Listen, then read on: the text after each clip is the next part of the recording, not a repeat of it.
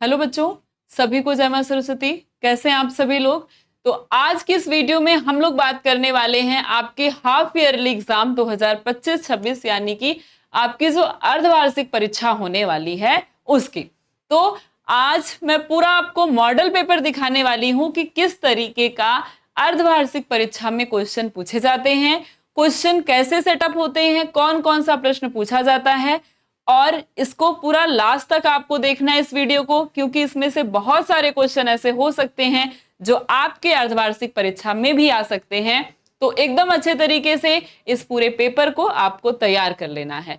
जरूरी है, कुछ क्वेश्चन आपके एग्जाम में, आपके अर्धवार्षिक में आ सकते हैं, कुछ क्वेश्चन आपकी वार्षिक परीक्षा में भी आ सकते हैं, क्योंकि ये पूरा का पूरा जो मॉडल पेपर है अर्धवार्षिक परीक्षा का, ये पूरा इंपॉर्टेंट प्रश्नों का समझ जाइए एक सेटअप है। जो सबसे महत्वपूर्ण प्रश्न होते हैं ना, वो आपको मैंने इस मॉडल पेपर में दिए हैं, जो कि हाफ ईयरली एग्जाम हो जाए, ईयरली एग्जाम हो जाए, बोर्ड एग्जाम जिसे हम कहते हैं, या फिर प्री बोर्ड एग्जाम जिसे आप कहते हैं, उसमें कहीं ना कहीं ये पूछने वाले हैं। इसलिए यहाँ बताए गए हर एक क्वेश्चन को आपको तैयार कर लेना है, क्योंकि ऐसे ही प्रश्न आपके बोर्ड एग्जाम में भी मिलने वाले हैं और यही प्रश्न आपके बहुत सारे स्कूल्स के हाफ ईयरली एग्जाम में आएंगे और प्री बोर्ड वाले एग्जाम में भी आएंगे। तो यहां से सारे प्रश्न आपको कहीं ना कहीं देखने के लिए जरूर मिल जाएंगे। ऐसा नहीं है कि सारे ही आपके एग्जाम में आ जाएंगे, लेकिन हाँ, इसमें से मैक्सिमम प्रश्न आपके एग्जाम में आ सकते हैं,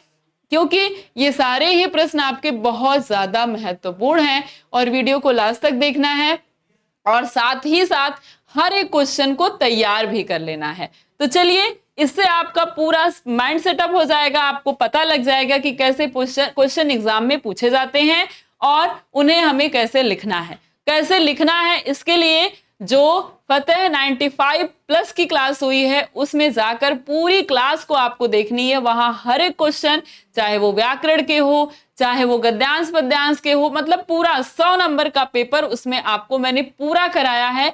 किस तरीके से आंसर लिखा जाता है, कौन कौन सा क्वेश्चन पूछा जाता है और उसके लिए हमें क्या क्या तैयार करना है। तो बोर्ड एग्जाम 2026 की पूरी तैयारी 100 में 100 नंबर आपको उसी क्लास से मिलने वाला है।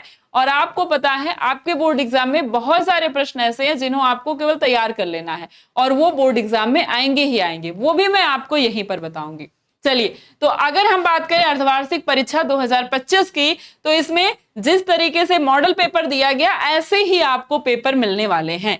पहला क्वेश्चन इसमें देखिए क्या कह रहा है। इसमें 5 भाग दिए गए हैं, क ख ग घ। कह रहा है माधुरी पत्रिका किस युग की है, तो क्या बताएंगे, ये है भाई आपकी माधुरी पत्रिका द्विवेदी युग की है। शेखर एक जीवनी के लेखक कौन है, शेखर एक जीवनी के लेखक हैं अज्ञे जी। अगला कह रहा है कफन किस विधा की रचना है, कफन की विधा है कहानी। अब इसके आगे बढ़े तो आपसे क्वेश्चन पूछ रहा है मैला आंचल उपन्यास है किसका, आंचलिक उपन्यास है। अंधा युग रचना के लेखक धर्मवीर भारती को लगाएंगे।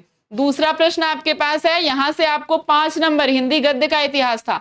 अब हिंदी पद्य के विकास से भी आपको 5 नंबर मिलेंगे। रामचरितमानस की विधा पूछ रहा है किस भाषा में है, तो लिखेंगे अवधी भाषा में है।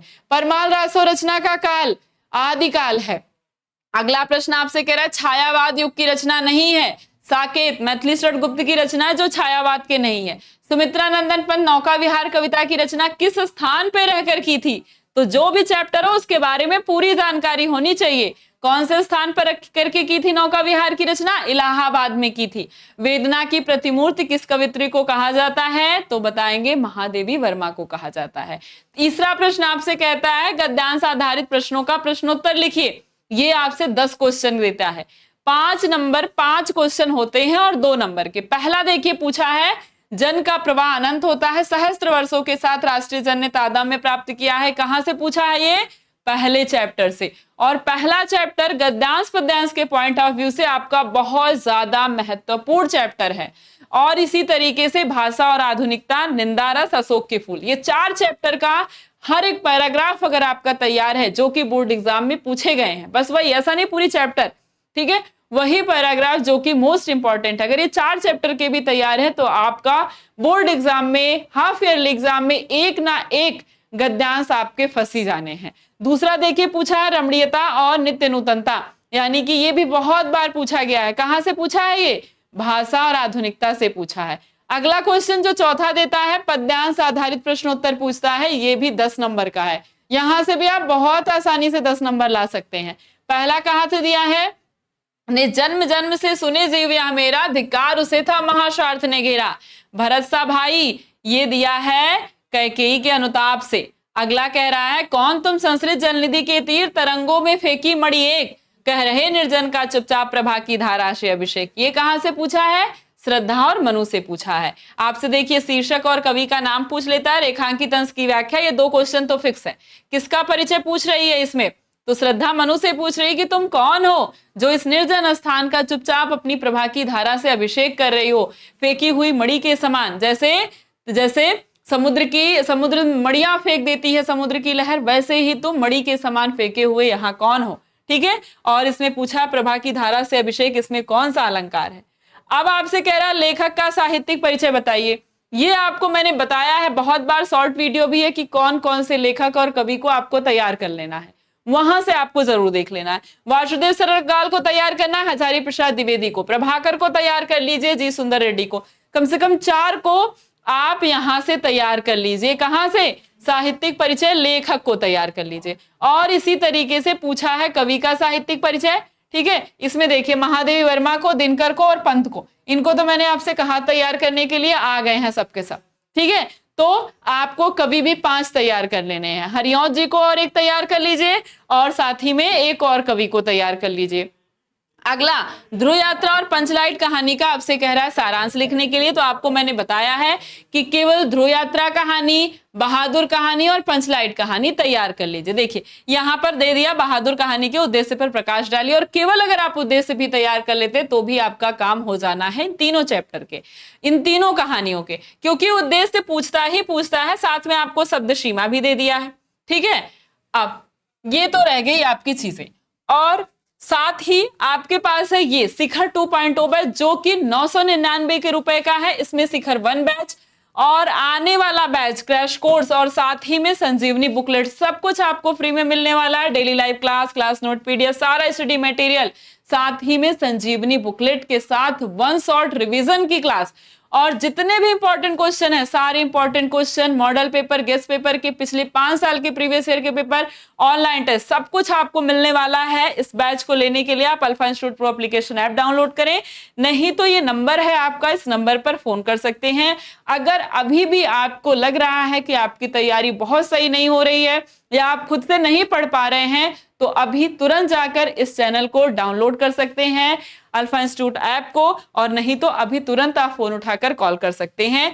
ये आपको, अगर अभी भी आप 0 में है या 2, 4, 10% में है, तो ये आपको 95+ दिलाने वाला है। इस बैच को लेकर बहुत अच्छे तरीके से आप पढ़ाई कर सकते हैं। और साथ ही में ये बैच जो हमारा आने वाला है, जिसमें चैप्टर 1 से शुरुआत होगी, ये बैच भी आपको इसमें फ्री में मिल जाने वाला है। और दोनों पुराने बैच भी आपको इसमें फ्री में मिल जाएंगे कि अगर कोई भी आपको दिक्कत हो, कोई ऐसा चैप्टर हो, कोई ऐसा टॉपिक हो जो आपको दिक्कत कर रहा है, तो आप उस पुराने बैच से जाकर उस टॉपिक को बहुत अच्छे तरीके से देख पाएं। क्योंकि अब डिटेल पढ़ने का हमारे पास समय नहीं है, केवल 4 से 5 महीने हैं, लेकिन इसमें हम वही सारी इंपॉर्टेंट चीजों को पढ़ते हैं, करते हैं, जो कि बोर्ड एग्जाम में आने ही आने हैं। तो बिल्कुल अच्छे तरीके से अगर आप इस 1 शॉर्ट रिवीजन की क्लास को और साथ में बुकलेट में बताया गया क्वेश्चन को भी कर लेते हैं ना, तो भी ये आपको बोर्ड एग्जाम में बहुत अच्छा नंबर दिलाने वाला है। तो देर नहीं करनी है, अगर आपको लेना है तो अभी तुरंत जाकर के ले सकते हैं।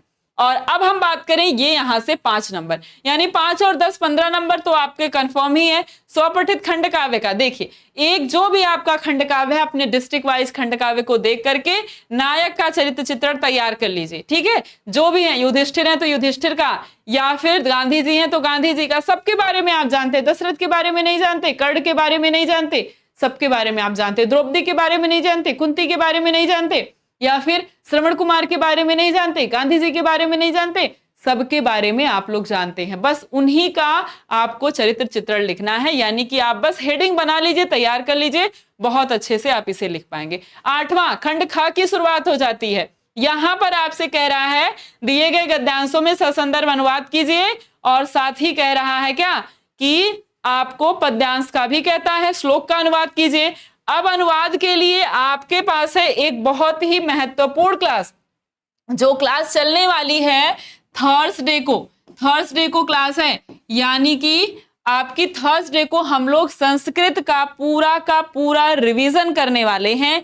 एक भी चैप्टर, एक भी श्लोक, एक भी गद्यांश या पद्यांश हमें छोड़ना नहीं है। थर्सडे को आपका 18 सितंबर है, तो 18 सितंबर को सभी लोग जरूर से जरूर आएंगे, तैयार होकर आएंगे। हम लोग शाम 7:30 बजे से संस्कृत का वन शॉट रिवीजन करने वाले हैं, और इसमें संस्कृत का हर एक चैप्टर बहुत ही आसान तरीके से, बहुत ही अच्छे से आप पढ़ लेंगे, और पूरा आपका 14 नंबर तैयार हो जाने वाला है। एकदम बहुत ही बेसिक से, मतलब पूरा का पूरा चैप्टर हम लोग पढ़ लेंगे। चलिए, तो थर्सडे को 18 सितंबर को शाम 7:30 बजे संस्कृत के वन शॉट के लिए सभी लोग आएंगे। ठीक, अब इसके बाद दिया है आप मुहावरे और लोकोक्तियां में से अर्थ लिखा, भीगी बिल्ली बनना, हाथ पीले करना, दूध का दूध, पानी का पानी, आंख अंधा नाम ने अंशुक। ये आंख का अंधा नाम ने अंशुक, इसमें से कह रहा है किसी एक का अर्थ लिखिए और उसका वाक्य प्रयोग करिए। आना ही चाहिए, आ ही सकता है। हाथ पीले विवाह वाला बात हो गई, आंख का अंधा नाम ने अंशुक यानी गुड़ के विपरीत काम का होना। ठीक है, गुड़ के विपरीत नाम का होना। आप लिख सकते हैं कि किसी के भी पिता लिख दीजिए रोहन, सोहन, मोहन, किसी के पिता का नाम करोड़ीमल है, लेकिन उसके बहुत वो गरीब हैं, उनके पास बिल्कुल पैसा नहीं है। वही बात हो गई आंख का अंधा और नाम नयन सुख। ठीक है, अब आपके पास देता है क्या, अब आपके पास अपठित गद्यांश और पद्यांश आधारित प्रश्न देता है।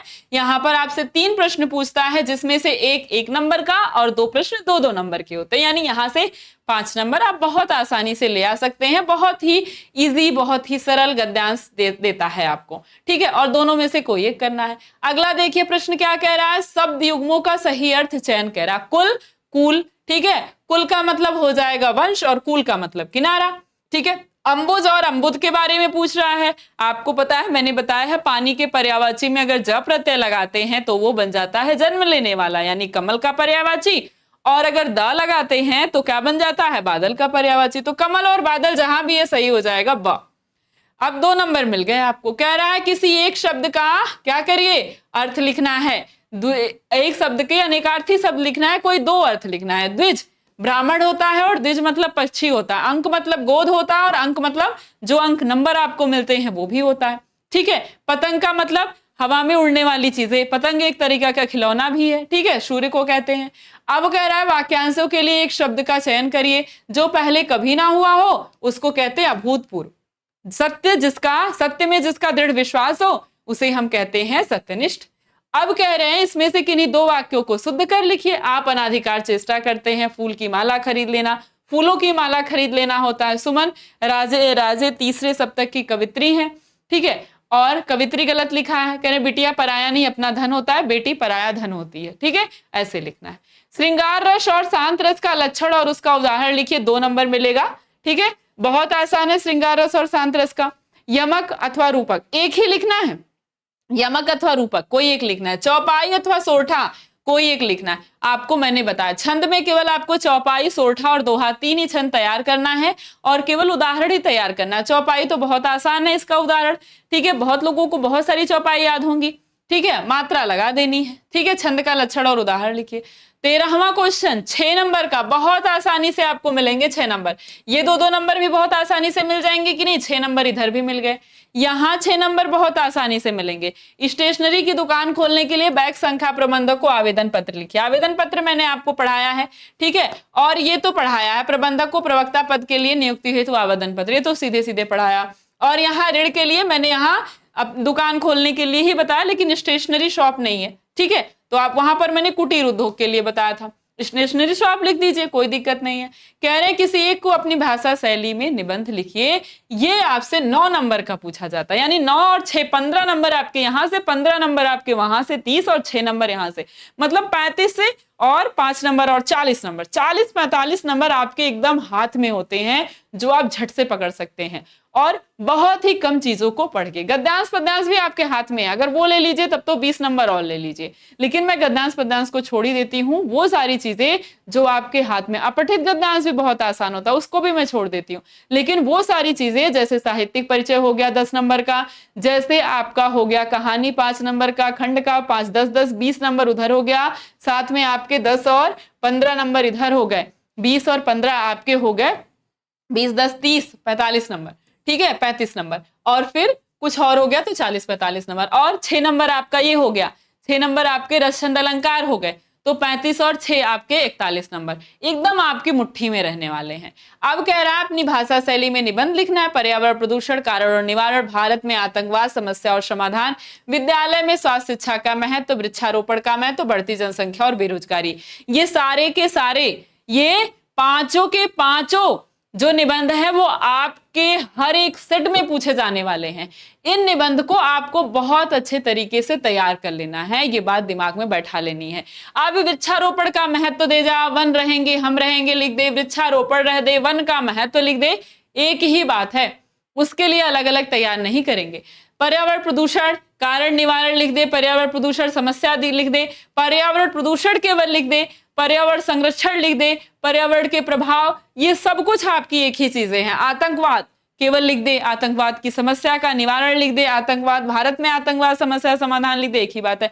बेरोजगारी, जनसंख्या का, बेरोजगारी से संबंध, कभी कभी दे देता है बढ़ती जनसंख्या, कभी कभी बेरोजगारी, कभी बेरोजगारी की समस्या, कभी जनसंख्या और साथ में बेरोजगारी की समस्या समाधान। तो आपके पास बस वो सारी चीजें आपको पता होना चाहिए। बेरोजगारी के कारण क्या है, प्रभाव क्या है, जनसंख्या का क्या प्रभाव पड़ता है, जनसंख्या बढ़ेगी तो बेरोजगारी जाहिर है बढ़ेगी, बेरोजगारी बढ़ रही है यानी जनसंख्या का बैकवर्डनेस हो रहा है, तो वो सारी चीजें आपको पता होना चाहिए। ये था आपका मॉडल पेपर और बहुत ही इंपॉर्टेंट मॉडल पेपर था। मैंने आपको बता दिया कैसे आप 45 नंबर आपकी हाथ में है और थोड़ा सा और मेहनत करेंगे तो बाकी बचे हुए 55 नंबर भी आपके हाथ में ही होंगे। और इस तरीके से आप बोर्ड एग्जाम में हो या फिर हाफ ईयरली एग्जाम में हो 100 में 100 नंबर लेकर के आ सकते हैं। 100 नहीं तो 95 प्लस 97 98 नंबर तो बहुत आसानी से लेकर आ सकते हैं और थोड़ी सी मेहनत करेंगे तो 100 में 100 नंबर ले आएंगे। बाकी जिसने भी फतेह 95 प्लस वाली क्लास नहीं देखी है वो लोग जरूर उस क्लास को देख लेंगे, क्योंकि उसमें सारे इंपॉर्टेंट पैराग्राफ, मुहावरे, लोकोक्तियां, कुछ भी हो जो भी 100 नंबर में पूछे जाते हैं, आपके बोर्ड एग्जाम में आते हैं, वो सब मैंने कराया है और वहीं से आपके बोर्ड एग्जाम में क्वेश्चन आएंगे। तो चलिए आज के लिए बस इतना ही। सभी को बहुत बहुत धन्यवाद।